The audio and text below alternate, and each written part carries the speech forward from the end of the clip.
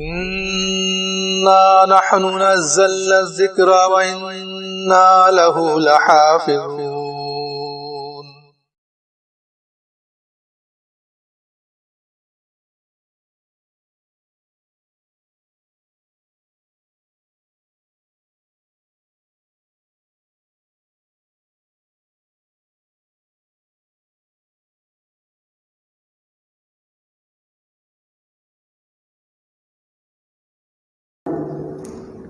ایک ضروری اعلان سماعت فرمائیں.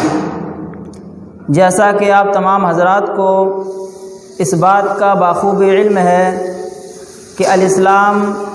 فاؤنڈیشن کی جانب سے ہر مہینے کے پہلے اتوار کو بعد نماز مغرب ایک دینی و اصلاحی پروگرام منعقد کیا جاتا رہا ہے، لیکن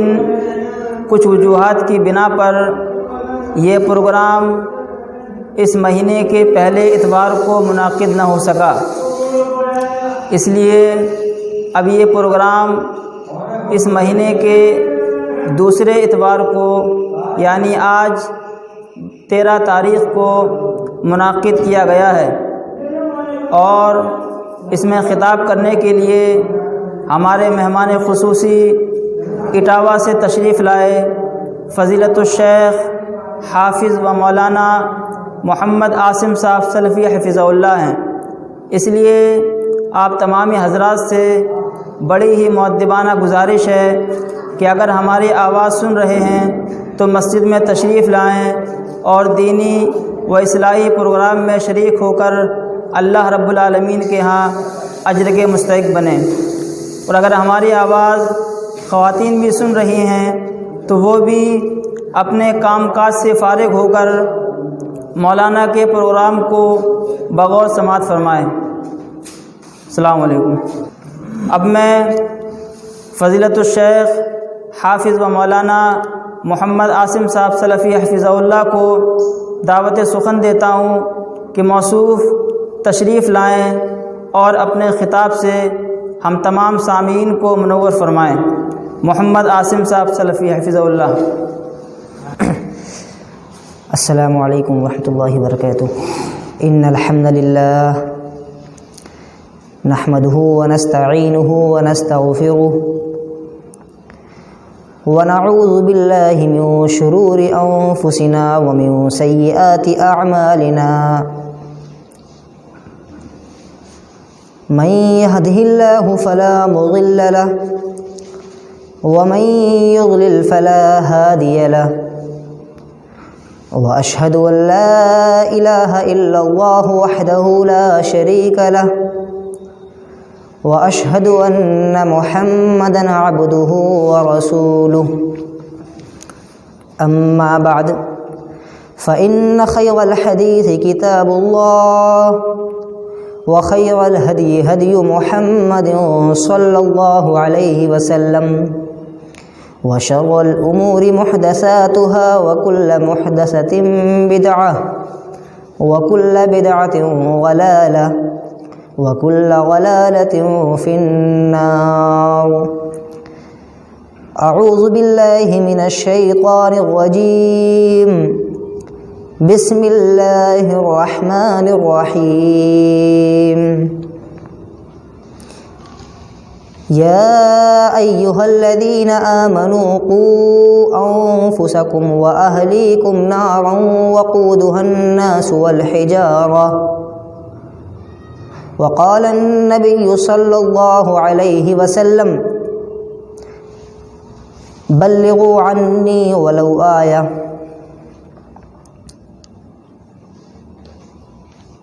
سامعین کرام، بزرگوں، دینی ملی بھائیوں، اور اگر میری آواز پہنچ رہی ہے تو گھروں میں سننے والی ماؤں اور بہنوں، سب سے پہلے ہم اس وحدہ لا شریک خالق دو جہاں مالک ارض و سما کی تعریف توصیف بیان فرماتے ہیں. وہ خالق کہ جس نے ہمیں عدم سے وجود بخشا، وہ رب العالمین کہ جس نے ہم پر اتنے انعامات کیے کہ قرآن میں یہاں تک فرما دیا وَإِن تَعُدُّوا نِعْمَةَ اللَّهِ لَا تُحْصُوهَا۔ ہم اس کی نعمتوں کو، اس کی نوازشوں کو، اس کے احسانات کو، اس کے اکرامات کو گننا چاہیں، شمار کرنا چاہیں تو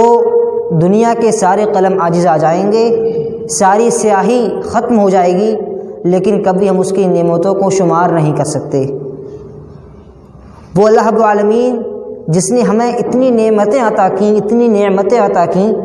کہ اگر ہم کسی کو دیکھ کر مسکراتے بھی ہیں تو وہ اتنا بڑا رحیم و کریم ہے کہ اس پر بھی ہمیں اجر و ثواب عطا فرماتا ہے کہ میرا بندہ فلاں کو دیکھ کر مسکرایا تھا۔ وہ اللہ رب العالمین کہ جو ہم پر اتنا مہربان ہے کہ اگر ہم اپنے کسی دوست سے ملاقات کرنے جاتے ہیں، کس لیے؟ صرف اللہ کے لیے، اس کے رسول کے لیے، کوئی ذاتی مفاد اس میں نہیں ہے، تو اللہ رب العالمین اس میں بھی ہمیں اجر و ثواب دیتا ہے کہ میرا بندہ اپنے ایک دوست سے ملنے گیا تھا، اس کی خیریت لینے گیا تھا۔ اس سے زیادہ رحم و کرم کی اور دلیل کیا ہو سکتی ہے؟ ہم اس کی نعمتوں کو شمار نہیں کر سکتے۔ اس مختصر سی حمد و ثنا کے بعد درود و سلام نازل ہوں تمام انبیاء پر، تمام رسولوں پر، اور بالخصوص امام کائنات سرور کونین رحمت للعالمین جناب محمد رسول اللہ صلی اللہ علیہ وسلم پر، ان کے بعد ان کی آل اور اصحاب پر، اللہ رحم فرمائے ہم سب پر، اللہم صلی علیہ وبارک وسلم۔ سامعین کرام، آج کے اس پروگرام میں نے جس عنوان کا انتخاب کیا ہے وہ عنوان ہے کہ بچوں کی تربیت کس طرح کی جائے اور کس انداز میں کی جائے۔ انشاءاللہ اسی کے تعلق سے میں چند باتیں آپ کے سامنے رکھنے کی کوشش کروں گا، اور انشاءاللہ اس عنوان کی تہ میں گھس کر آپ کو یہ بتلاؤں گا کہ کس طرح ہم اپنے بچوں کی تربیت کر سکتے ہیں۔ لہٰذا تمام سامعین سے گزارش ہے کہ بغور اس موضوع کو سماعت فرمائیں، ورنہ شاید کہ بہت سی باتیں سمجھ میں نہ آ پائیں۔ تو تربیت اولاد یہ ایک ایسا موضوع ہے کہ جس پر باتیں تو بہت ہوتی ہیں، بسا اوقات لوگ کہیں گے کیا ایک عام سا موضوع ہے، لیکن در حقیقت یہ ایک بہت ہی اہم اور بہت ہی حساس موضوع ہے۔ اس موضوع کی اہمیت کے لیے صرف یہی کافی ہے کہ یہ موضوع ان لوگوں کے بارے میں ہے، ان بچوں کے بارے میں ہے جو آگے چل کر اس قوم کا معمار ہوتے ہیں اور اس قوم کو آگے لے کر جاتے ہیں۔ یہ بچے دراصل یہی کچھ دنوں کے بعد، کچھ برسوں کے بعد اس قوم کا ستون ہونے والے ہیں، اس قوم کو اپنے کاندھوں میں لے کر چلنے والے ہیں۔ لہٰذا اس ناحیے سے دیکھا جائے تو اس ناحیے سے بھی یہ موضوع نہایت اہمیت کا حامل ہے، اور اس موضوع میں ہم تمام لوگوں کو سوچنا چاہیے، اس کے متعلق جانکاری لینا چاہیے اور اس پر عمل کرنے کی کوشش کرنی چاہیے۔ تو اللہ رب العالمین نے قرآن مجید میں جہاں بہت سی چیزوں کا حکم دیا، انہی میں سے ایک یہ بھی ارشاد فرمایا کہ یا ایھا الذین آمنوا قوا انفسکم واہلیکم نارا۔ آج ہم قولی طور پر نہیں تو کم از کم عملی طور پر یہ گویا کہ گمان کرتے ہیں کہ اگر ہم متقی بن گئے، پرہیزگار بن گئے، 5 وقتہ نمازیں پڑھنے لگے اور روزے رکھنے لگے، اللہ نے طاقت دی تو حج کر لیا اور بس ہماری زندگی پوری ہو گئی، ہمارے اوپر جو ذمہ داریاں تھیں، جو ہمارے اوپر واجبات تھے، ہم نے ان تمام واجبات کو، تمام ذمہ داریوں کو پورا کر دیا اور تمام حقوق ادا کر دیے۔ حالانکہ ایسا نہیں ہے۔ ہم کتنے بھی بڑے نمازی بن جائیں، کتنے بھی بڑے متقی پرہیزگار بن جائیں، لیکن اگر ہم اس ناحیے سے عملی میدان میں پیچھے ہیں اور اپنی اولاد کی تربیت ہم نہیں کر پا رہے ہیں صحیح ڈھنگ سے، اس ڈھنگ سے جس ڈھنگ سے کرنے کا حق ہے، تو جان لیں کہ ہم خسارے میں ہیں۔ اور دنیا میں گرچہ ہم بہت اچھے اور نیک مانے جائیں، لیکن کل قیامت کے دن اللہ رب العالمین اللہ نہ کرے ہم سے اگر اس نے پوچھ لیا کہ بتاؤ تم نے اپنے بندوں کی تربیت کیوں نہیں کی، تم نے اپنی بیوی بچوں کی تربیت صحیح ڈھنگ سے کیوں نہ کی، تو کل قیامت کے دن ہمارے پاس سوائے حسرت و افسوس کے کوئی جواب نہیں ہوگا۔ اس لیے ہمیں چاہیے کہ ہم دنیا میں ہی اس موضوع کو لے کر فکر مند ہو جائیں اور جتنے زیادہ ہو سکے حساس طریقے سے اپنے بچوں کی تربیت کریں، تاکہ کل قیامت کے دن ہمیں پکڑا نہ جائے اور ہم سے اس ناحیے سے سوال جواب نہ کیا جائے۔ تو میرے بھائیوں اور دوستو، اللہ رب العالمین نے فرمایا کہ یا ایھا الذین آمنوا قوا انفسکم واہلیکم نارا، اے لوگو جو ایمان لائے ہو، قوا انفسکم اپنے آپ کو، واہلیکم اور اپنے اہل و عیال کو جہنم کی آگ سے بچا لو۔ واہلیکم نارا وقودھا الناس والحجارہ، وہ آگ کہ جس کا ایندھن پیٹرول اور ڈیزل نہیں ہے بلکہ ہم اور آپ ہیں، یعنی خود انسان، وقودھا الناس اس کا ایندھن انسان ہے، والحجارہ اور پتھر ہیں، یہ اس آگ کے ایندھن ہے، والملائکۃ علیہا غلاظ شداد، اور صرف اتنا ہی نہیں بلکہ اس آگ پر ایسے تند خو اور سخت مزاج فرشتے مقرر ہیں، شداد لا یعصون اللہ، کہ جو اللہ کی نافرمانی نہیں کرتے کسی بھی حال میں، ما امرہم ویفعلون ما یؤمرون، اور جو اللہ ان کو حکم دیتا ہے وہ فرشتے وہ کر گزرتے ہیں۔ اس لیے ایسی آگ سے اپنے آپ کو بھی بچا لو اور اپنے بیوی بچوں کو، اپنے اہل و عیال کو بھی بچا لو۔ تو ہم نمازیں پڑھ کر خود تو بچ سکتے ہیں، لیکن یاد رکھیں اگر ہم نے اپنی بیوی بچوں کو حکم نہیں دیا، ان کی تربیت نہیں کی، تو ہماری پکڑ ہوگی اور ان کی تو پکڑ ہوگی ہی۔ تو آئیے ہم موضوع کو آگے لے کر چلتے ہیں۔ تربیت اولاد کے سلسلے میں سب سے پہلا سوال یہ ہوتا ہے کہ تربیت کا مرحلہ کب شروع ہوتا ہے؟ تربیت انسان کب سے کرنا شروع کر دے؟ اگر ہم لوگ بہت غور و خوض کریں اس مسئلے میں اور ڈیپلی جائیں تھوڑا، تو ہمیں معلوم ہوگا کہ تربیت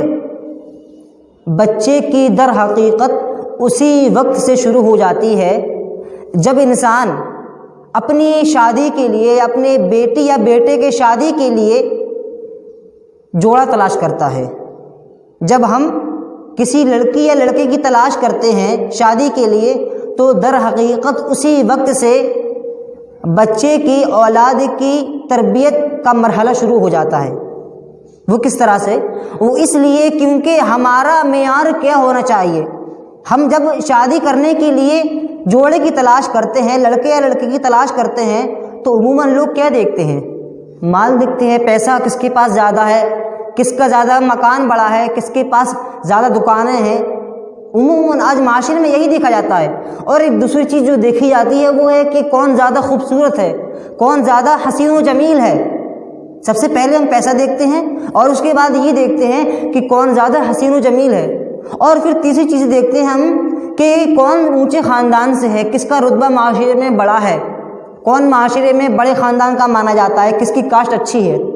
اور پھر آخر میں جا کر اگر کسی کو توفیق ہوئی تو وہ یہ بھی دیکھ لیتا ہے کہ یہ لڑکا یا لڑکی 5 وقت نماز پڑھتی بھی ہے نہیں پڑھتی ہے، روزہ رکھتی بھی ہے نہیں رکھتی ہے۔ بہت آخر میں جا کر اگر توفیق ہوتی ہے تو انسان کو یہ دیکھتا ہے، ورنہ عام طور پر کیا ہوتا ہے، اگر دیکھ لیا پیسہ ہے، روپیہ ہے، بازار میں دکانیں ہیں 2-3، مکان بڑا ہے، گھر بڑا ہے، تو بس شادی کے لیے فوراً کنفرم۔ یہی ہمارے معاشرے کا آج حال ہے، جو بڑا کڑوا سچ ہے۔ تو جب ہم شادی کرتے وقت ہماری ترجیحات میں اگر تو روپیہ، پیسہ، خوبصورتی یہ چیزیں شامل ہوں گی تو پھر معاشرے میں دین کہاں سے آئے گا؟ ہمارے بچے دیندار کیسے بنیں گے؟ ہمارا جو انتخاب ہے وہ انتخاب ہی غلط ہو رہا ہے۔ جب ہم روپے پیسے کو ترجیح دیں گے تو پھر دین آئے گا کہاں سے؟ اسی لیے حالانکہ شرعی اعتبار سے ہمیں کیا دیکھ کر شادی کرنی چاہیے، اس کے تعلق سے نبی کریم صلی اللہ علیہ وسلم نے ہماری رہنمائی فرمائی۔ آپ صلی اللہ علیہ وسلم نے فرمایا کہ تنکح المرأۃ لأربع، کہ عورت سے جو نکاح کیا جاتا ہے وہ 4 چیزوں کی بنا پر کیا جاتا ہے. لمالہا، اس کے مال کی وجہ سے، وجمالہا، اس کی خوبصورتی کی وجہ سے، ولحسبہا، اس کے خاندان کی وجہ سے، اونچے خاندان کی وجہ سے، ولدینہا، اور اس کی دینداری کی وجہ سے. اور اس کے بعد نبی کریم صلی اللہ علیہ وسلم نے جب یہ 4 چیزیں گنوائیں تو آخر میں شرعی معیار کیا ہونا چاہیے وہ بتا دیا اور کہا فاظفر بذات الدین طربت یداک، کہ دین والی کو ترجیح دیا کرو، جو دیندار ہو اس کو ترجیح دیا کرو. یہ ہے شرعی معیار اور شرعی ترجیحات. یعنی جب ہم شادی کریں، جوڑا ڈھونڈیں، لڑکا یا لڑکی کی تلاش کریں تو ہمیں کیا دیکھنا چاہیے؟ سب سے پہلے دیکھنا یہ چاہیے کہ کون دیندار زیادہ ہے، کون 5 وقت نمازیں پڑھتا ہے، روزے رکھتا ہے، صدقہ خیرات کرتا ہے. اگر ایسا شخص آپ کے پاس نکاح کا پیغام بھیجے تو بلا تردد، بلا چوچرا، بلا کچھ سوچے سمجھے آپ قبول فرما لیں، انشاءاللہ اللہ بہت برکت دے گا. اور یہی بات نبی کریم صلی اللہ علیہ وسلم نے مرد کے تعلق سے بھی فرمائی کہ اذا خطب الیکم من ترضون دینہ وخلقہ فزوجوہ، کہ جب تمہارے پاس کوئی ایسا شخص نکاح کا پیغام بھیجے جس کے دین سے اور جس کے اخلاق سے تم بالکل مطمئن ہو، تم اس کو پسند کر رہے ہو، فزوجوہ، تو زیادہ ٹینشن مت لو، زیادہ سوچو مت، اس کا نکاح کر دو، انشاءاللہ اللہ بہت برکت دے گا. تو بچے کی تربیت دراصل اسی وقت سے شروع ہو جاتی ہے جب ہم نکاح کی تلاش میں ہوتے ہیں لڑکے یا لڑکی کے لیے. اس لیے ہمیں نکاح کے وقت دینداری کو سب سے پہلے ترجیح دینا چاہیے. مجھے حیرت ہوتی ہے، لوگ کہتے ہیں کہ اگر وہ دیندار نہیں ہے تو کیا ہوا، آگے اللہ تعالیٰ اس کو دیندار بنا دے گا، توفیق دے دے گا نمازیں پڑھنے کی، روزے رکھنے کی. تو ذرا یہ بتائیں کہ جو اللہ رب العالمین، جو پروردگار اس کو دیندار بننے کی توفیق دے سکتا ہے، اسلام کی طرف رہنمائی کر سکتا ہے، کہ وہ اللہ اس کو پیسے نہیں دے سکتا، روپے نہیں دے سکتا، مال و دولت نہیں دے سکتا؟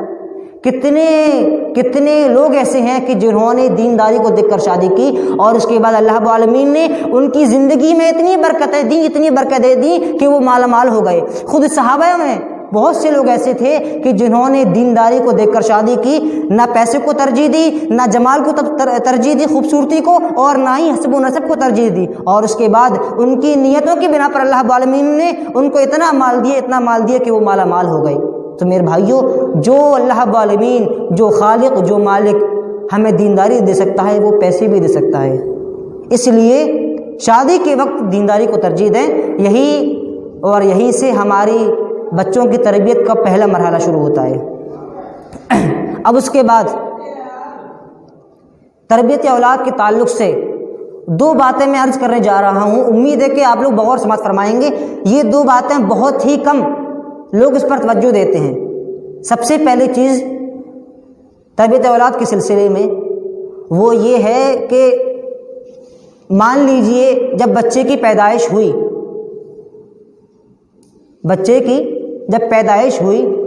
تو اس کے بعد بچہ جب دھیرے دھیرے بڑا ہوتا ہے تو ماں باپ ان چیزوں کا خیال نہیں کرتے کہ انہی کے سامنے جھوٹ بولتے ہیں، انہی کے سامنے چولیاں کرتے ہیں، انہی کے سامنے سب کچھ کرتے ہیں،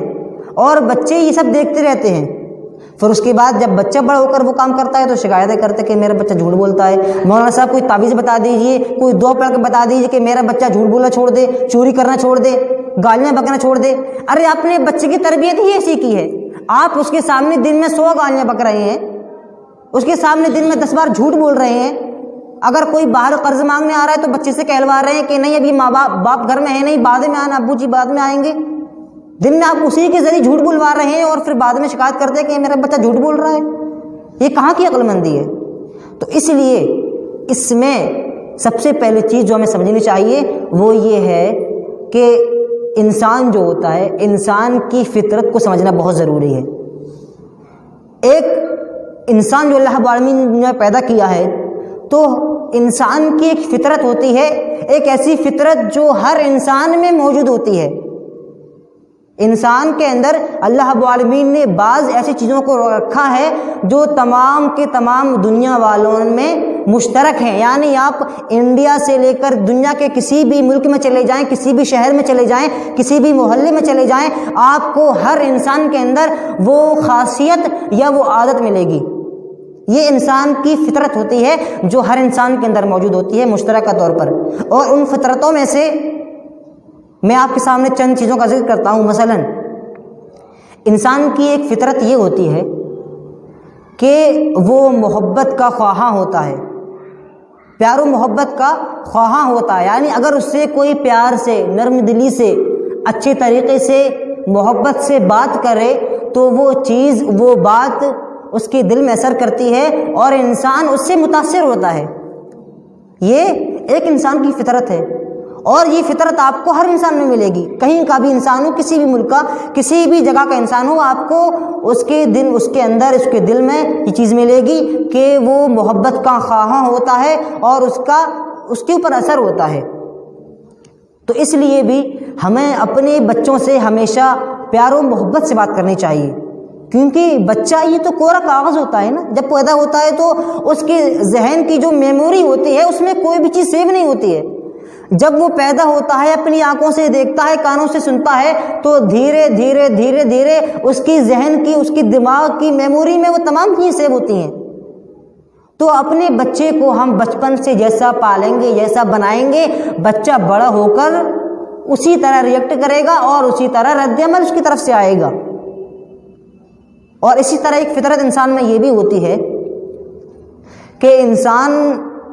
اگر کسی چیز کا عادی ہو جائے، کسی چیز کی عادت انسان کو لگ جائے، لت لگ جائے، اس کو ہم لوگ بولتے ہیں، تو پھر اس کو چھوڑنے میں یا اس عادت کو سدھارنے میں تھوڑا وقت انسان کو لگتا ہے، تھوڑا وقت لگتا ہے. اچانک اگر آپ چاہیں کہ عادت کسی کی چھوٹ جائے تو اللہ ماشاء اللہ، ورنہ عام طور پر کسی کی عادت اتنی جلدی بدلتی نہیں ہے. مان لیجیے اگر کوئی صبح 10 بجے اٹھنے کا عادی ہے تو اگر آپ چاہیں کہ وہ اگلے ہی دن سے صبح 5 بجے اٹھنے لگے تو ایک آدھ دن تو ممکن ہے، لیکن اس عادت کو ختم کرنے میں، سنوارنے میں تھوڑا سا وقت درکار ہے. تھوڑا سا وقت لگے گا تب کہیں جا کر اس کی عادت سدھرے گی. اور آج ہم کیا کرتے ہیں، اگر ہم نے کچھ سن لیا تو بس اسی وقت سے ہم چاہتے ہیں کہ انسان بدل جائے،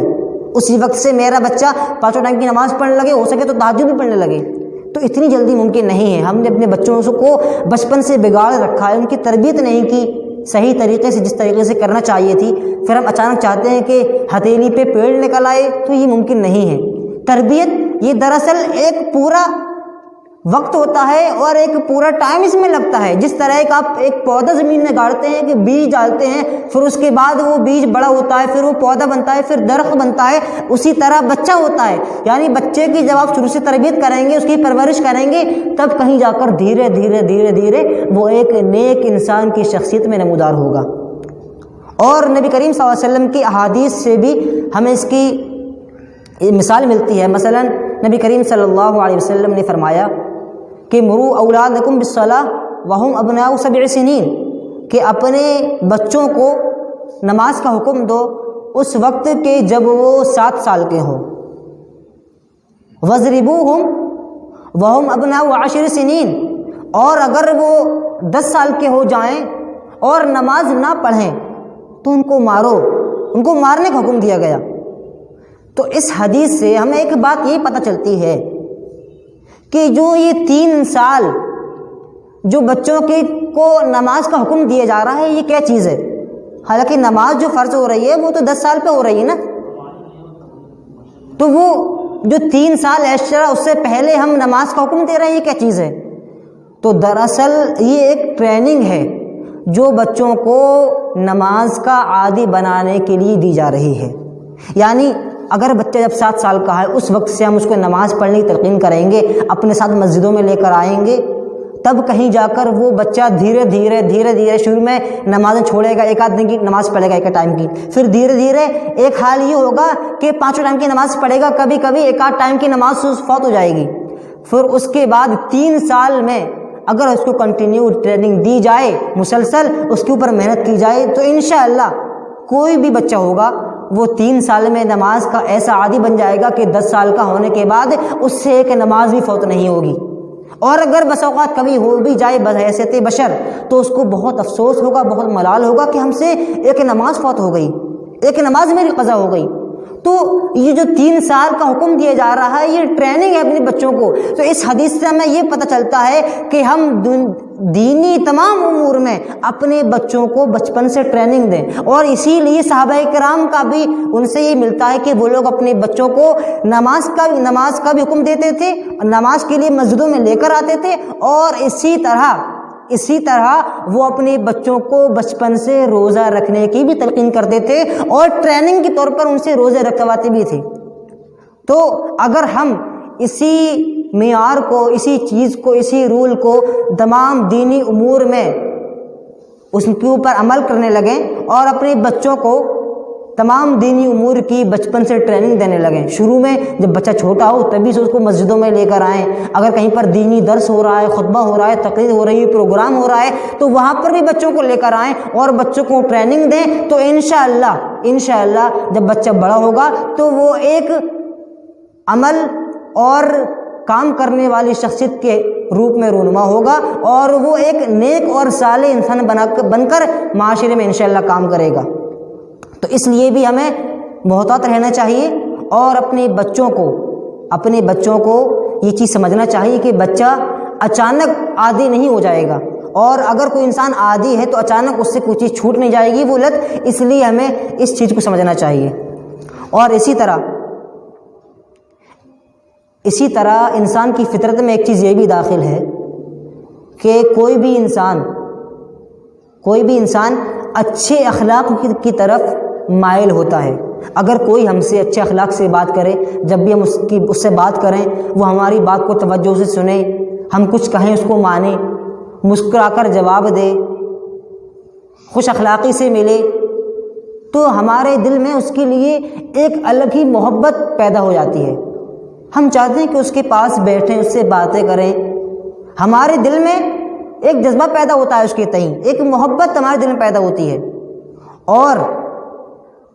یہی محبت ہر انسان کے دل میں پیدا ہوتی ہے۔ لہٰذا اگر ہم اپنے بچوں سے اسی طرح محبت سے، خوش اخلاقی سے، پیار و محبت سے بات کریں، ان کو مسکرا کر جواب دیں تو کیا ہی اچھا ہوگا۔ تو ہمارے بچوں کی اس سے پرورش ہوگی اور ہمارا بچہ ایک بہت نیک اور صالح انسان بن کر بڑا ہوگا۔ اس لیے بھی ہمیں اس چیز کا خیال رکھنا چاہیے، اور نبی کریم صلی اللہ علیہ وسلم کا جو رویہ تھا وہ بھی یہی تھا کہ آپ صلی اللہ علیہ وسلم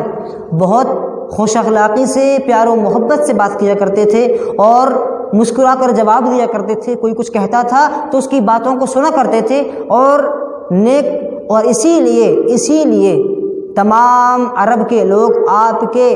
حسن اخلاق کی گواہی دیا کرتے تھے، حالانکہ آپ کے دشمن بھی کہتے تھے کہ نہیں، محمد کا صلی اللہ علیہ وسلم اخلاق بہت بہتر ہے۔ اسی طرح آپ کبھی جھوٹ نہیں بولتے تھے، اسی لیے آپ کے دشمن بھی کہا کرتے تھے کہ ما جربنا کا الا صدقا، کہ ہم نے تو آپ کو ہمیشہ سچ ہی جانا ہے، ہم نے جب بھی آپ کو پایا ہے سچ بولتے پایا ہے، کبھی ہم نے آپ کو جھوٹ بولتے نہیں دیکھا۔ تو اسی لیے وہ لوگ ان سے متاثر تھے، اور اگر ہم یہی عمل بچپن سے اپنے بچوں کے ساتھ کریں، چونکہ بچے زیادہ جلدی متاثر ہوتے ہیں، تو تصور کیجیے کہ بچے کتنی جلد ہمارے ان اچھی عادتوں کو سیکھیں گے، اور اس کے بعد ان کو اپنے اندر اپنانے کی کوشش کریں گے۔ اور اسی طرح انسان کی فطرت میں جو چیز داخل ہے وہ تاثر بھی ہے۔ بغور سنیے گا اس پوائنٹ کو کہ انسان کسی بھی چیز سے متاثر ہوتا ہے۔ میں ایک عام انسان کی بات کر رہا ہوں، صرف بچے کی نہیں۔ اگر کوئی بڑا شخص بھی ہے تو وہ بھی چیزوں کو دیکھ کر، ماحول کو دیکھ کر اثر انداز ہوتا ہے، اور اس کے اوپر ان تمام چیزوں کا اثر ہوتا ہے۔ مثلا 3 چیزیں ہوتی ہیں جس کے ذریعے انسان متاثر ہوتا ہے۔ پہلی چیز ہے آنکھ، یعنی دیکھنے کے ذریعے۔ دوسری چیز ہے کان، کچھ سننے کے ذریعے انسان جو ہے وہ متاثر ہوتا ہے۔ اور تیسری چیز وہ ہے پڑھنے کے ذریعے، یعنی اگر ہم جو پڑھتے ہیں، جیسا پڑھتے ہیں، اس کے ساتھ ساتھ ہم اس سے دھیرے دھیرے متاثر ہونے لگتے ہیں۔ اور یہ چیز غور سے سماعت فرمائیں کہ جو متاثر ہونے کا جو مرحلہ ہوتا ہے یہ بیک وقت نہیں ہوتا، بلکہ عام طور پر غیر شعوری طور پر ہم چیزوں سے متاثر ہوتے ہیں اور ہمیں ان کا ادراک نہیں ہو پاتا، اس چیز کا، اس تاثر کا ہمیں علم نہیں ہو پاتا، غیر شعوری طور پر ہم چیزوں سے متاثر ہوتے ہیں۔ اس سے پہلے یہ سمجھ لیں تاکہ موضوع کو سمجھنے میں آسانی ہو کہ تاثر کہتے کسے ہیں، انسان کس طرح متاثر ہوتا ہے۔ بات ذرا گہری ہے مگر بغور سماعت فرمائی تو انشاءاللہ سمجھ میں آئے گی کہ انسان کس طرح متاثر ہوتا ہے۔ اس کو میں آپ کو ایک مثال سمجھاتا ہوں کہ مثال کے طور پر کوئی شخص ہے، اس نے کسی کو دیکھا کہ وہ کہیں پر جا رہا ہے، اور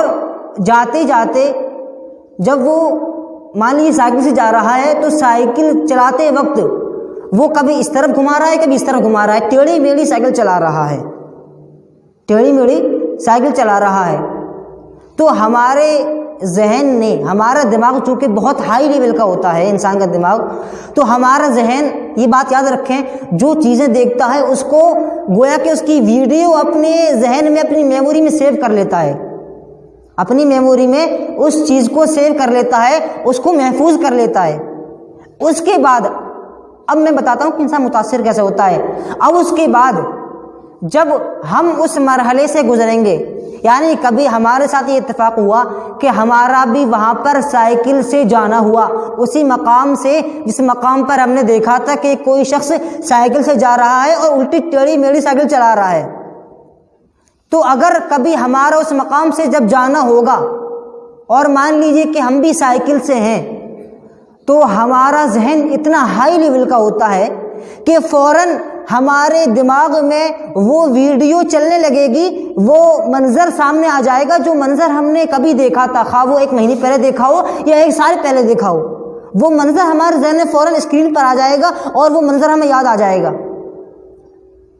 وہ منظر یاد ہمیں آ گیا۔ اب اس کے بعد 2 چیزیں ہوتی ہیں، یاد رکھیے گا، وہ منظر ہمارے ذہن میں آ گیا، جو ویڈیو ہم نے دیکھی تھی، جو منظر دیکھا تھا، وہ منظر اس مقام پر پہنچنے کے بعد دوبارہ ہمارے ذہن میں آ گیا، تو اس کے بعد یا 2 کام ہوتے ہیں۔ عقل مند انسان ہوگا تو وہ کیا کرے گا،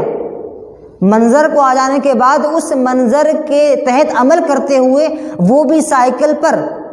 روڈ پر الٹی سیدھی سائیکل نہیں چلائے گا، بلکہ اس کو نظر انداز کر کے، اس کو ریموو کر کے، اس کو ڈیلیٹ کر کے آگے بڑھ جائے گا، اور جس طرح وہ سائیکل چلاتا ہے چلاتا رہے گا، وہ انسان متاثر نہیں ہوا۔ اب اسی طرح ایک دوسرا شخص ہوتا ہے، وہ جو زیادہ حساس نہیں ہوتا ہے یا زیادہ عقل مند نہیں ہوتا ہے، وہ کیا کرے گا، اس منظر کو سامنے آ جانے کے بعد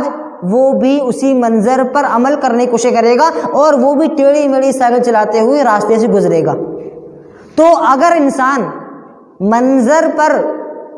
اس کو دیکھنے کے بعد اس پر عمل کرنے لگا تو سمجھ لیجیے کہ وہ اس سے متاثر ہو گیا، اور اگر اس نے اپنے آپ پر کنٹرول کرتے ہوئے اس پر عمل نہیں کیا، اس کو ہٹا دیا اپنے ذہن سے اور اپنے دوبارہ کام میں لگ گیا، تو وہ متاثر ہونے سے بچ گیا۔ یہ ایک دورانیہ ہوتا ہے، ایک مرحلہ ہوتا ہے یہ متاثر ہونے کا، کہ جس کے ذریعے انسان متاثر ہوتا ہے۔ غور کیجیے گا، یہ میں جو بات بتا رہا ہوں یہ ایک انسان کی فطرت میں داخل ہے، یہ بات انسان کی فطرت میں داخل ہے۔ اب ذرا تصور کریں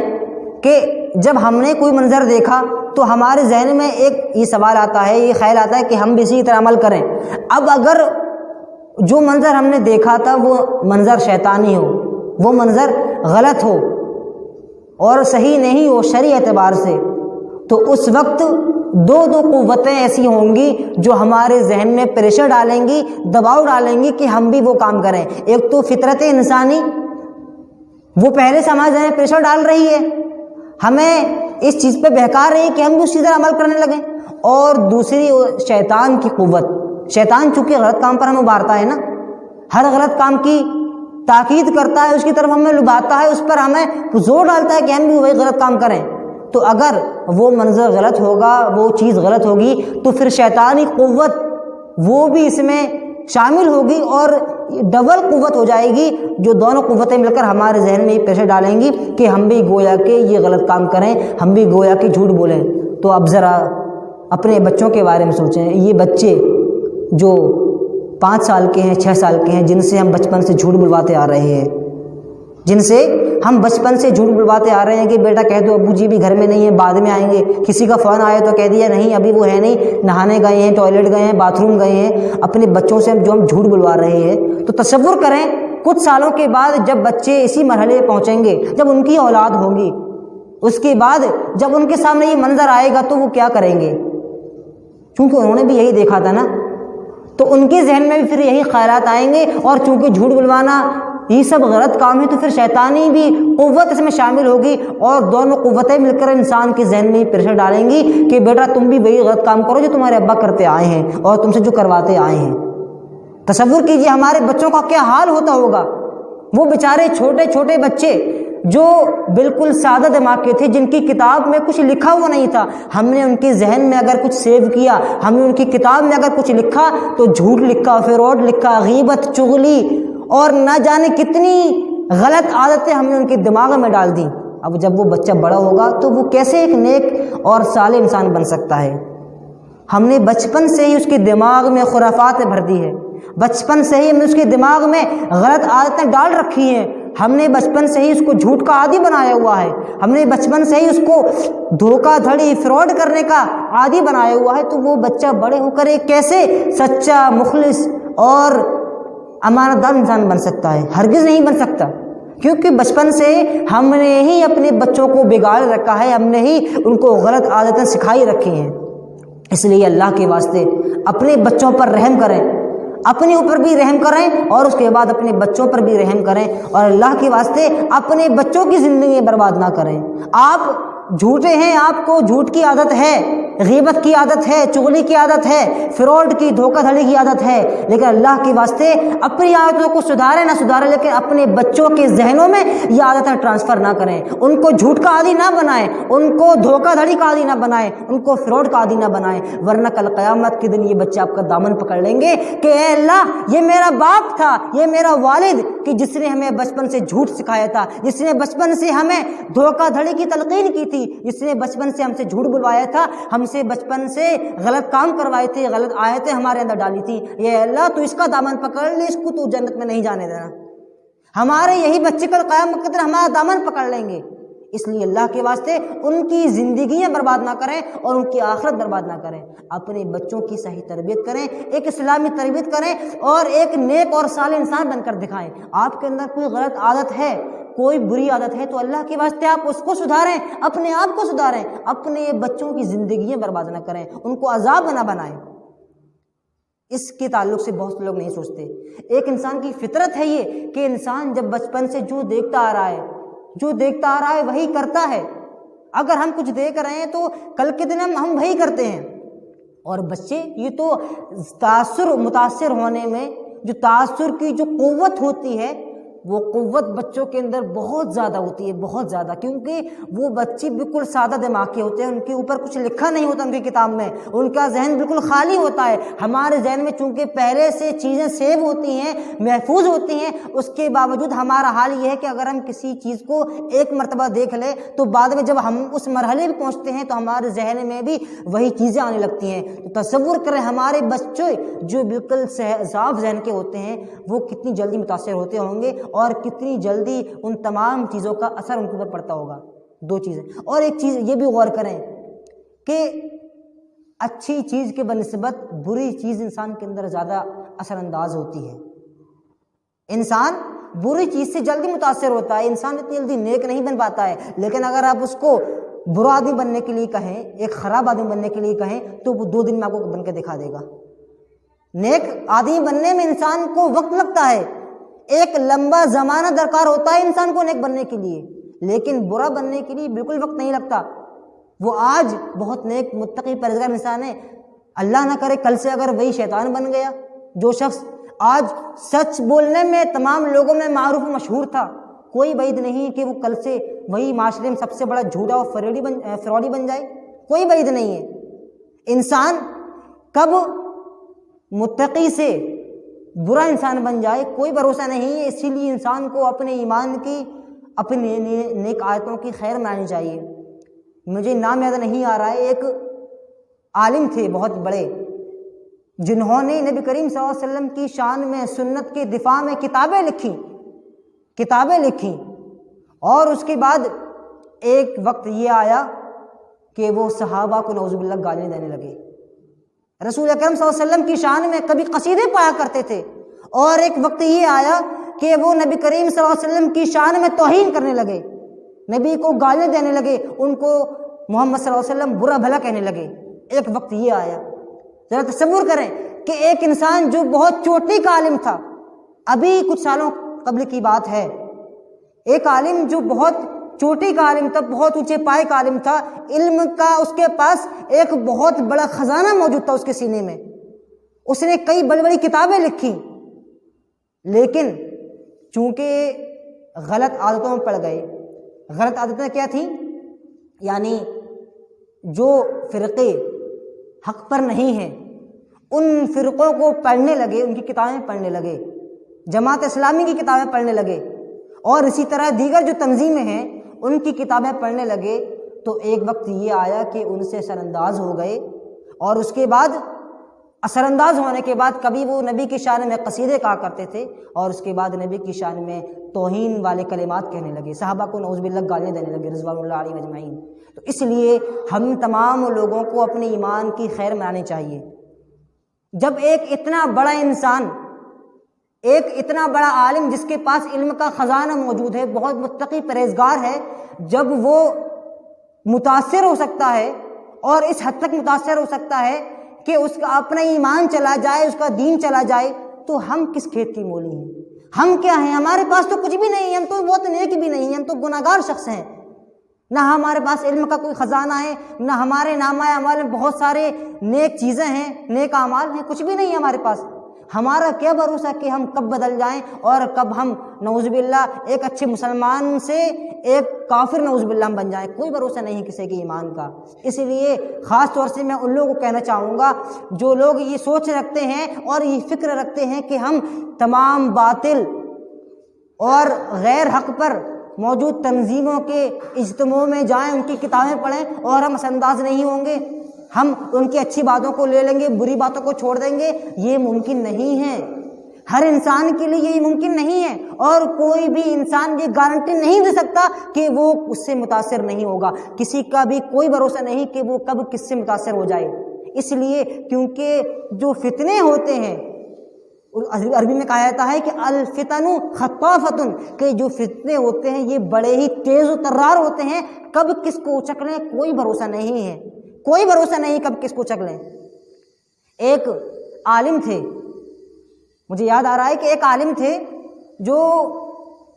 اونچے عالم تھے، بہت بڑے عالم تھے، اور انہوں نے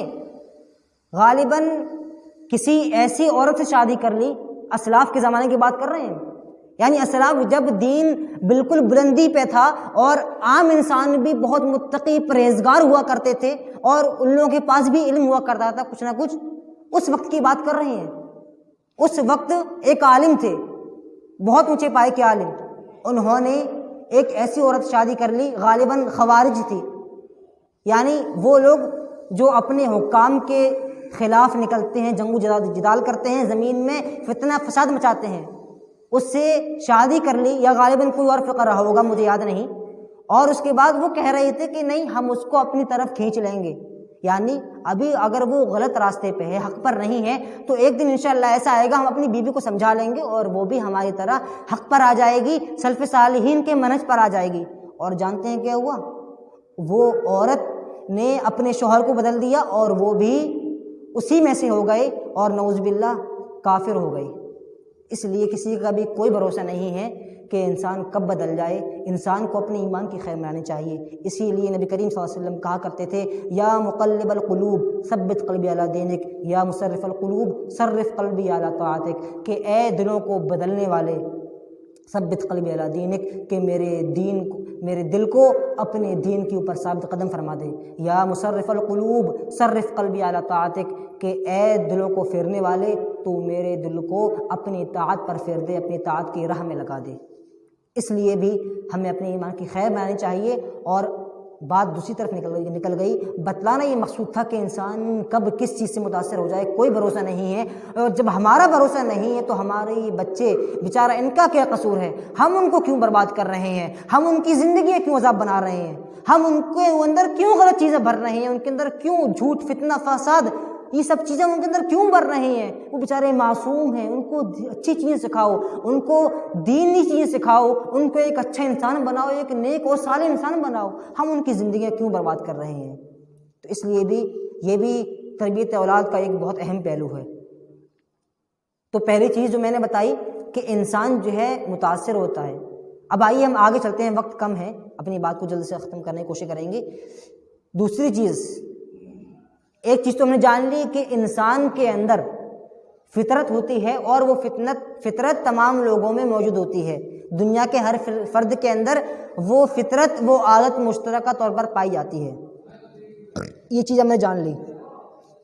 اب اس کے بعد دوسری چیز بہت اہم ہے، غور سنیے گا، تربیت اولاد کے تعلق سے بہت کام آئے گی آپ کے لیے، تھوڑا ڈیپلی ہے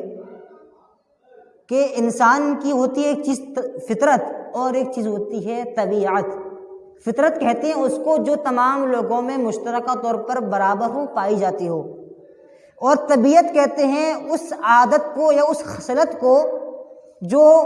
کسی میں ہوتی ہے تو کسی میں نہیں ہوتی ہے،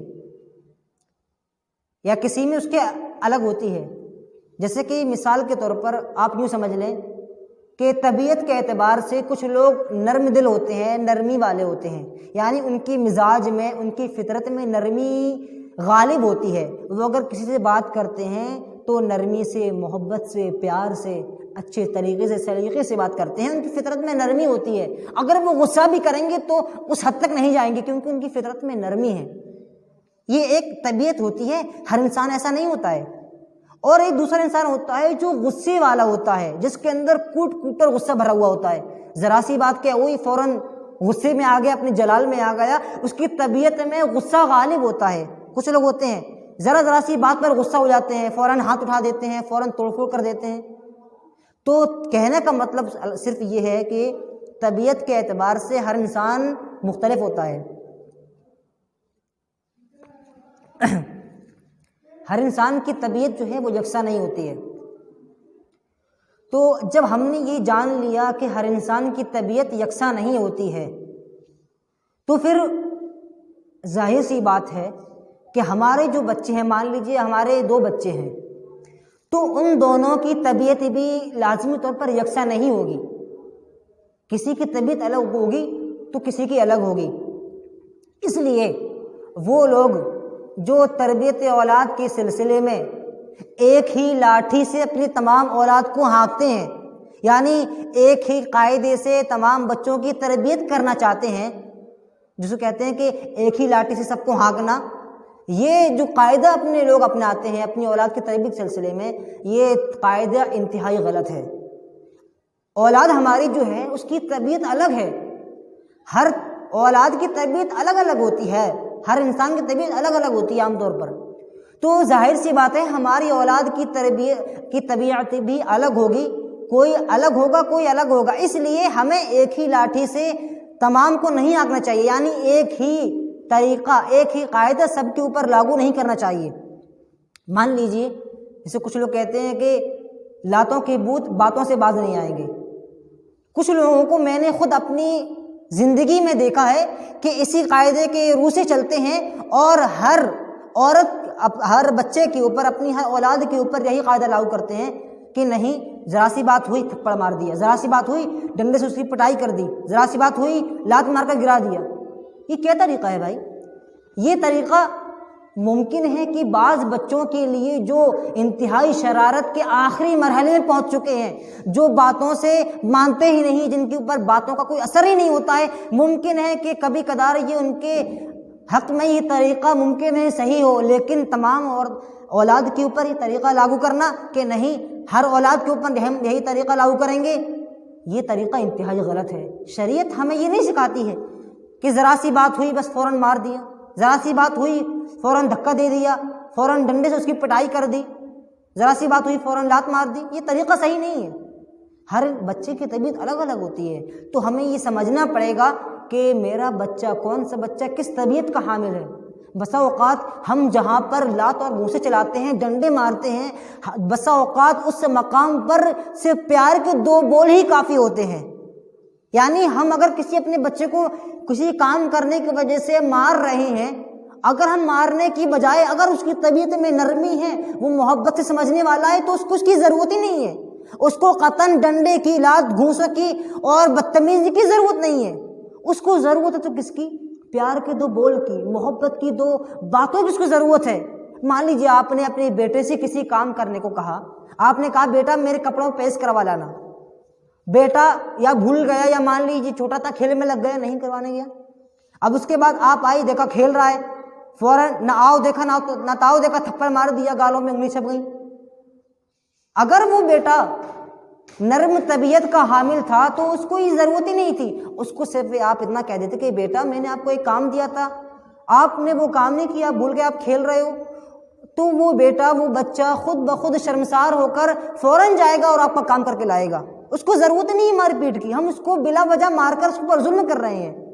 ہاں کچھ بچے ہوتے ہیں جو کام کی نہیں سنتے ہیں، ان کو مارنا جائز ہے بسا اوقات ایک حد تک، لیکن ایسا نہیں کہ آپ بلا وجہ ہر وقت ہر بچے کو مارتے پھریں، ذرا سی بات پر ہاتھ اٹھا دیں، یہ طریقہ صحیح نہیں ہے۔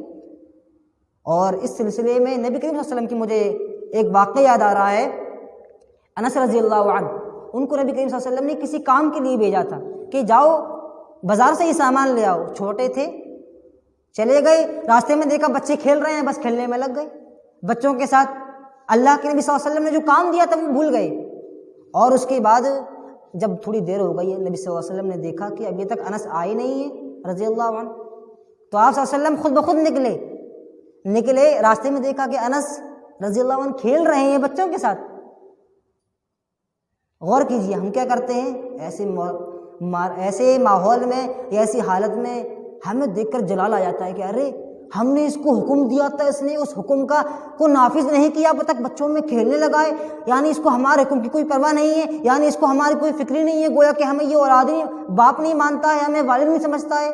ہماری کچھ اہمیت ہی نہیں اس کی نظروں میں، طرح طرح کی باتیں، طرح طرح کے خیالات اپنے ذہن میں ہم بنانے لگتے ہیں اور بس جلال میں آ کر تھپڑ مار دیتے ہیں۔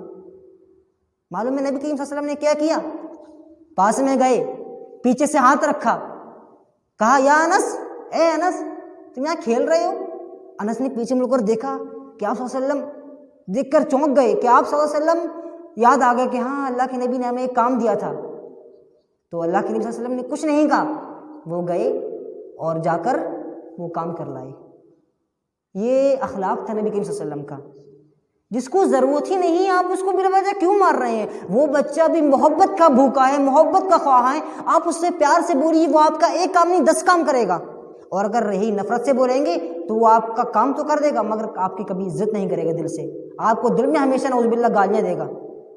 اس لیے بھی ہمیں ہمیشہ اچھے اخلاق سے پیش آنا چاہیے۔ اور انس رضی اللہ عنہ کو یہ واقعہ ہے کہ آپ نے فرمایا خدمت رسول اللہ صلی اللہ علیہ وسلم 10 سنین، کہ میں نے آپ صلی اللہ علیہ وسلم کی خدمت 1 نہیں 2 نہیں پورے 10 سال تک کی، پورے 10 سال تک ہم نے آپ صلی اللہ علیہ وسلم کی خدمت کی۔ فلم یقل لی فی شیء فعلته لماذا فعلت كذا ولم یقل لی ولا فی شیء لم افعله لماذا لم تفعل كذا، تو آپ نے کبھی بھی مجھ سے کسی کام کے سلسلے میں اگر میں نے کیا ہو تو یہ نہیں کہا کہ تم نے یہ کام کیوں کیا، اگر میں نے کوئی کام کر دیا ہو کبھی یہ نہیں کہا کہ تم نے یہ کام کیوں کر دیا، یا اگر کبھی کوئی کام نہ کیا ہو تو کبھی یہ بھی نہیں کہا کہ تم نے یہ کام کیوں نہیں کیا۔ کیوں؟ اس لیے کیونکہ انس رضی اللہ عنہ کی طبیعت میں نرمی تھی، محبت تھی، رفق تھی، ان کو محبت کے ذریعے ان کو پروان چڑھنا تھا، ان کو مار پیٹ کی ضرورت ہی نہیں تھی، اسی لیے ان کو آپ صلی اللہ علیہ وسلم نے کبھی ہاتھ اٹھانے کی تو دور کی بات، کبھی چلایا تک نہیں، کبھی یہ تک نہیں کہا کہ تم نے یہ کام کیوں نہیں کیا، تم نے یہ کام کیوں کیا، کبھی کچھ نہیں کہا، اور بحسن خوبی وہ آپ صلی اللہ علیہ وسلم کی 10 سال تک خدمت کرتے رہے۔ تو البتہ کہنے کا مقصد صرف اور صرف یہ ہے کہ خدا را اپنے بچوں کی طبیعتوں کو سمجھیں، دیکھیں کہ میرا کون سا بچہ کس طبیعت کا حامل ہے، اس کی طبیعت میں نرمی ہے یا سختی ہے، اور اس کے بعد اسی طریقے سے اس سے مخاطب ہوں، اسی طریقے سے اس سے مطلب بات چیت کریں اور اس سے تعامل کریں، اس سے معاملہ کریں، اور یہی صحیح طریقہ ہے۔ اس کے ذریعے ہم اپنی بچوں کی تربیت احسن طریقے سے اور بہتر طریقے سے کر سکتے ہیں۔ اور میں ایک آدھ بات کر اپنی بات کو ختم کرتا ہوں کہ تربیت اولاد کے سلسلے میں ایک بہت اہم بات یہ بھی ہے کہ ہمیں اپنی بچوں کی تربیت جو ہے وہ بچپن سے ہی دینی طریقے سے کرنا چاہیے، یعنی بچپن سے ہی ہمیں اپنے بچوں کو دین سکھانا چاہیے۔ یہ نہیں کہ جب وہ بڑے ہوں گے تبھی مدرسے میں پڑھنے جائیں گے اور اس کے بعد تبھی دین سیکھیں گے، اس سے پہلے وہ دین نہیں سیکھیں گے، نہیں، بلکہ تربیت کرنے کا صحیح طریقہ یہ ہے کہ ہم بچپن سے ہی اپنے بچوں کو دین سکھائیں، تبھی ہمارے بچے دیندار بنیں گے۔ اور اس کے سلسلے میں آپ صلی اللہ علیہ وسلم کی حدیث ہے کہ ایک مرتبہ انس رضی اللہ عنہ غالباً انس رضی اللہ عنہ کھانا تناول فرما رہے تھے آپ صلی اللہ علیہ وسلم کے ساتھ، تو وہ ان کا ہاتھ جو تھا وہ کہتے ہیں کہ وَكَانَ الْيَدِي تَطِيشُ فِي صَحْفَةِ النَّبِي صلی اللہ علیہ وسلم، کہ میرا ہاتھ جو تھا وہ آپ صلی اللہ علیہ وسلم کی پلیٹ میں کبھی ادھر جا رہا ہے، کبھی ادھر جا رہا ہے، کبھی ادھر کبھی ادھر، یعنی ایک جگہ سے کھانا نہیں کھا رہے تھے ٹک کر۔ تو آپ صلی اللہ علیہ وسلم کا طریقہ تعامل دیکھیے، ان کے ساتھ کہنے لگے کہ کل بیمینک، کہ سیدھے ہاتھ سے کھاؤ۔ غور کیجیے ان کی غلطی کیا تھی کہ وہ صرف پلیٹ میں ادھر ادھر سے کھا رہے تھے، لیکن آپ صلی اللہ علیہ وسلم نصیحت کیا کر رہے ہیں؟ سیدھے ہاتھ سے کھاؤ، یعنی موقع پا کر فوراً ایک جگہ جہاں پر صحیح طریقہ سکھانا چاہیے سکھا رہے ہیں۔ کہا کل بیمینک وکل مما یلیک، اور اپنے سامنے سے کھاؤ، ادھر ادھر ہاتھ نہ ڈالو بلکہ اپنے سامنے سے کھاؤ۔ تو آپ صلی اللہ علیہ وسلم نے ان کو دو باتیں سکھلا دی، ایک ہی وقت میں دو باتیں سکھلا دی۔ تو اسی طریقے سے ہمیں بھی اپنے بچوں کی تربیت کرنی چاہیے، یعنی ہمارے بچے جب گھروں میں داخل ہوں تو ہم ان سے کہیں کہ بیٹا سلام کرنے داخل ہوا کرو، ایک طریقہ یہ ہو گیا۔ جب بچے گھروں سے باہر نکلے ہم ان سے یہ بھی کہیں کہ بیٹا جب باہر نکلا کر تو دعا پڑھا کرو، یعنی زندگی کے جو معاملات ہیں ان معاملات کو کرتے وقت ہی ہمیں اپنے بچوں کو متنبہ کر دینا چاہیے اور ان کو دعائیں سکھا دینی چاہیے۔ اس کے ذریعے اپنے بچوں کی تربیت بحسن خوبی کر سکتے ہیں۔ اور اسی طرح اس سلسلے میں ایک تربیت اولاد کے سلسلے میں ایک بات یہ بھی ہے کہ ہمارے بچوں کی صحیح تربیت جب بھی ہو سکتی ہے، جیسے کہ میں نے بتایا کہ جب ہم اپنے بچوں کے لیے رول ماڈل بن جائیں۔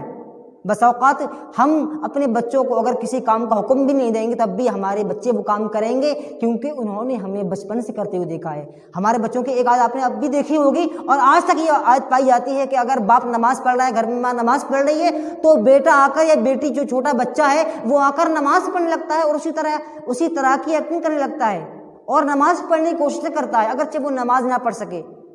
اس لیے کیونکہ وہ اس سے متاثر ہوتا ہے اور اپنے جب ماں کو یا باپ کو اس طرح کرتے ہوئے دیکھتا ہے تو وہ خود بھی کرنے کی کوشش کرتا ہے۔ اسی لیے اگر ہم دنیا کے اور دین کے تمام معاملات میں اپنی دین کو اپنا لیں تو انشاءاللہ ہمارے بچے بھی خود بخود سدھر جائیں گے اور مار پیٹ کی ضرورت ہی نہیں آئے گی، اور نہ کبھی ہمیں یہ شکایت کرنے کا موقع ملے گا کہ ہمارے بچے بڑے غلط ہیں اور بڑے نافرمان بردار ہیں، ہمارے کہنے نہیں سنتے، ہماری باتوں کو نہیں مانتے۔ یہ تمام کی تمام شکایتیں انشاءاللہ ہم سے دور ہو جائیں گی، بشرط یہ کہ ہم ان کے ساتھ خیر خواہی سے پیش آئیں، ان کے ساتھ محبت سے پیش آئیں۔ اور کچھ لوگ ہوتے ہیں جو اپنے بچوں سے ہمیشہ برے طریقے سے بات کرتے ہیں اور غلط طریقے سے انداز سے پیش آتے ہیں، جیسے کہ گھر میں گھستے تو لگتا ہے کہ کوئی کوتوال گھر میں داخل ہو گیا۔ اس طرح بچے اگر کھیل رہے ہوں تو بچے اپنا کھیل چھوڑ کر بیٹھ جاتے ہیں کہ نہیں اب باپ گھر میں آ گئے ہم کھیل نہیں سکتے ہیں۔ یہ کیا طریقہ ہے؟ آپ صلی اللہ علیہ وسلم کا حال یہ تھا، آپ صلی اللہ علیہ وسلم امام الانبیاء ہیں، سرور کونین ہیں، اور اس کے باوجود حسن رضی اللہ عنہ اور حسین رضی اللہ عنہ کے ساتھ کھیل رہے ہیں، وہ آپ کی پیٹھ کے اوپر، پیٹھ مبارک کے اوپر دونوں لدے ہوئے ہیں اور آپ صلی اللہ علیہ وسلم گھوڑا بن کر ان کو کھلا رہے ہیں۔ غور کیجیے کتنا اعلیٰ اخلاق تھا نبی کریم صلی اللہ علیہ وسلم کا، بھلے ہی آپ امام الانبیاء ہوں۔ اسی طرح آپ گھر میں، آپ بھلے ہی دنیا میں آپ بڑے ڈاکٹر ہوں، انجینئر ہوں، آپ بھلے ہی بہت بڑے پولیس انسپیکٹر ہوں، لیکن گھر میں یاد رکھیے آپ ایک والد ہیں، اور والد کا کام کیا ہوتا ہے؟ شفقت کرنا، پیار کرنا، محبت کرنا۔ پیار و محبت سے اگر آپ اپنے بچوں سے پیش آئیں گے، ان کے ساتھ کھیلیں گے، ان کی جو نیک خواہشات ہیں، جائز خواہشات ہیں، ان کو پورا کریں گے، ان کو کھیلنے کا جائز سامان فراہم کریں گے، تو انشاءاللہ ہمارے بچے بہت جلد تربیت یافتہ ہو جائیں گے اور ایک نیک اور صالح انسان بن جائیں گے۔ اسی طرح تربیت و اولاد کے سلسلے میں آخری بات کہہ کر اپنی بات کو ختم کرتا ہوں کہ ہمیں اپنے بچوں، اپنے گھروں کا ماحول ٹھیک کرنے کی بہت ضرورت ہے۔ یعنی گھروں میں جو ہم ہمیشہ غلط طریقے سے لوگوں سے پیش آتے ہیں، اسی طرح بسا اوقات بہت سے لوگوں کے گھروں میں ٹی ویاں بھی ہیں، جب ہمارے بچے بچپن سے یہ سب دیکھیں گے تو ظاہر سی بات ہے بڑے ہو کر وہ اچھے انسان نہیں بنیں گے، بلکہ جو ٹی وی میں دیکھ رہے ہیں وہی بنیں گے، اور ٹی وی میں جو لوگ آتے ہیں وہ بتانے کی ضرورت نہیں کہ کیسے ہوتے ہیں۔ اس لیے ہم تمام لوگوں کو اپنے گھروں کا ماحول ٹھیک کرنے کی ضرورت ہے۔ اگر ہم لڑ بھی رہے ہیں تو بچوں سے دور ہو کر لڑیں، بچے جو ہے ان کا اثر ہمارا اثر ان پر نہ ہو پائے اور وہ ہمیں لڑتے جھگڑتے یا گالی گلوچ کرتے نہ دیکھ پائیں، اور نہ ہی ہمیں کوئی غلط کام کرتے دیکھ پائیں۔ ہم اپنے آپ کو سدھاریں تو انشاءاللہ ہمارے بچے خود بخود سدھر جائیں گے اور ایک نیک اور صالح انسان بن جائیں گے۔ اور یہیں سے میں اپنی بات کو ختم کرتا ہوں۔ آخر میں اللہ کے نبی صلی اللہ علیہ وسلم کی ایک حدیث پڑھتا ہوں کہ آپ صلی اللہ علیہ وسلم نے فرمایا مثل الجلیس الصالح والسوء کحامل المسک ونافخ الکیر، کہ جو وہ لوگ ہوتے ہیں جو جن کے ساتھ ہم بیٹھتے ہیں، اٹھتے ہیں، معاملات کرتے ہیں، تو آپ صلی اللہ علیہ وسلم نے فرمایا کہ انسان کتنی جلدی متاثر ہوتا ہے۔ اس کی ایک مثال دی آپ صلی اللہ علیہ وسلم نے کہ ہم جس کے ساتھ بیٹھ رہے ہیں، مثل الجلیس الصالح، تو جو نیک انسان ہوتا ہے، وہ سوئی، اور جو برا انسان ہوتا ہے ان کی مثال کیا ہے؟ نیک انسان کی مثال ہے کحامل المسک، اس انسان کی مثال کی طرح ہے جو خوشبو بیچتا ہو، مسک بیچتا ہو، ونافخ الکیر، اور برے انسان کی مثال کیا ہے؟ جو بھٹی والا ہو، بھٹی میں جو کام کرتا ہو۔ تو آپ صلی اللہ علیہ وسلم نے فرمایا فحامل المسک، جو خوشبو بیچنے والا ہے، اما ان یحذیک، تو یا تو وہ تمہیں خوشبو لگا دے گا، ہم خوشبو والے کے پاس جاتے ہیں تو وہ خوشبو لگاتے ہیں ہمارے، تو یا تو وہ تمہیں خوشبو لگا دے گا، وَإِمَّا أَن تَبْتَاعَ مِنْهُ، یا پھر تم اس سے خوشبو خریدو گے، وَإِمَّا أَن تَجِدَ مِنْهُ رِيحًا طَيِّبَةً، یا کم از کم تم اس سے اچھی خوشبو ہی پاتے رہو گے تم اس سے اگر بیٹھو گے۔ اور ونافخ الکیر، اور بھٹی والے کی مثال کیا ہے؟ آپ صلی اللہ علیہ وسلم نے فرمایا کہ یا تو وہ تمہارے کپڑے جلا دے گا، اما ان یحرق ثیابک، یا تو وہ تمہارے کپڑے جلا دے گا، چنگاری اڑ کر آئیں گے تمہارے کپڑے جل جائیں گے، واما ان تجد منہ ریحا منتنۃ، یا تو پھر تم اس سے بہت بری بدبو پاتے رہو گے اور تم اس سے ایک مطلب انتہائی غلط قسم کی، بری قسم کی بدبو تمہارے پاس آتی رہے گی۔ اس لیے اس حدیث میں ان لوگوں کے لیے بھی عبرت ہے جو غلط اور برے لوگوں کے ساتھ بیٹھتے ہیں، ان کے ساتھ معاملات کرتے ہیں یا ان کے ساتھ بلا ضرورت رہتے ہیں۔ اس لیے ہم تمام لوگوں کو یہ غور کرنا چاہیے کہ ہم ہمیشہ اچھے لوگوں کے ساتھ بیٹھیں، اور ان لوگوں کے ساتھ تو قطعاً نہ بیٹھیں جو لوگ دین کے معاملے میں غلط راہ پر ہوں، کیونکہ دنیا میں بڑے ہی دنیا کا معاملہ ہلکا ہے، دین کا معاملہ اس سے بھی زیادہ سخت ہے۔ اگر ہمارا دین خراب ہو گیا تو ہم نہ دنیا کے رہیں گے اور نہ دین کے رہیں گے۔ اپنی بات کو یہیں سے ختم کرتا ہوں، وقت زیادہ ہو گیا ہے۔ آخر میں اللہ رب العالمین سے دعا کہ اللہ رب العالمین ہم تمام لوگوں کو نیک انسان بننے کی توفیق عطا فرما۔ اللہ رب العالمین ہم تمام لوگوں کو اپنے اولاد کی اچھی اور صحیح تربیت کرنے کی توفیق عطا فرما۔ اللہ رب العالمین ہم تمام لوگوں کو شادی کرتے وقت ایک دیندار جوڑے کی تلاش کرنے کی توفیق عطا فرما اور دینداری کو ترجیح دینے کی توفیق عطا فرما۔ اللہ رب العالمین تو ہم تمام لوگوں کو متقی اور پرہیزگار بنا دے۔ اللہ رب العالمین تو ہم تمام لوگوں کو نبی کریم صلی اللہ علیہ وسلم کی سنت پہ چلنے والا بنا دے۔ اللہ رب العالمین تو ہم تمام لوگوں کو بدعتیوں سے دور رہنے والا بنا دے۔ اللہ رب العالمین تو ہم تمام لوگوں کو متقی اور پرہیزگار بنا دے اور 5 وقت نماز پڑھنے والا بنا دے۔ اللہ رب العالمین ہم تمام لوگوں سے جو بیمار ہیں ان کو شفائے کاملہ عاجلہ عطا فرما۔ اللہ رب العالمین ہم میں سے جو پریشان حال ہیں ان کی پریشانیوں کو دور فرما۔ اللہ رب العالمین تو ہم تمام لوگوں کو جب تک زندہ رکھ اسلام پر زندہ رکھ، اور خاتمہ ہو تو ہمارے آخری الفاظ یہی ہوں، اشہد ان لا الہ الا اللہ واشہد ان محمدا عبدہ ورسولہ، وآخر دعوانا الحمدللہ رب العالمین۔ السلام علیکم و رحمۃ اللہ وبرکاتہ۔